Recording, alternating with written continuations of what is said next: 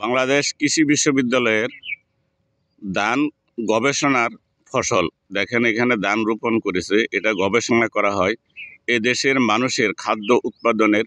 ওনারা প্রচুর গবেষণা করে বিভিন্ন ধরনের ধান উৎপাদন করে থাকে এবং তার থেকে এটা কৃষকের মধ্যে ছড়িয়ে দেয়। কৃষক অল্প জমিতে যাতে বেশি ধান উৎপাদন করতে পারে সেই চেষ্টায় ওনারা সচেষ্ট থাকে।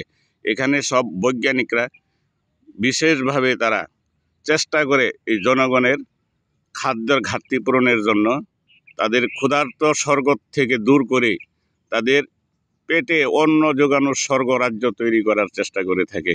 তারা সবসময় সচেষ্ট থাকে, সবসময় গবেষণা করে থাকে যাতে এদেশের খাদ্যের স্বয়ংসম্পূর্ণতা অর্জন করতে পারে, একদম অল্প জমিতে বেশি বেশি ধান উৎপাদন করতে পারে, বিভিন্ন জাতের যেগুলি মানব কল্যাণের সহায়তা করে, খাদ্য ঘাটতি পূরণের সহায়তা করে।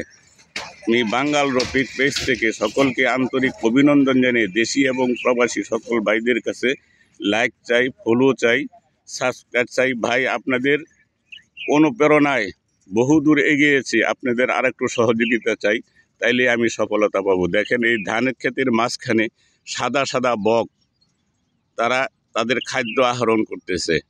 কৃষি গবেষণায় ওনারা সফল, ওনারা অল্প কৃষি অনেক দূর এগিয়ে গিয়েছে। ওনারা অল্প সময়ের মাধ্যমে বিভিন্ন ধরনের প্রযুক্তি কৃষকের হাতে ছড়িয়ে দিয়েছে।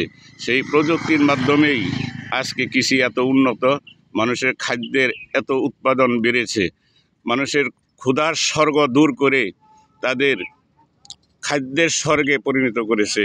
আমরা তাদেরকে অভিনন্দন জানাই এবং সরকারের পৃষ্ঠপোষকতায় তারা আজকে অনেক দূর এগিয়েছে।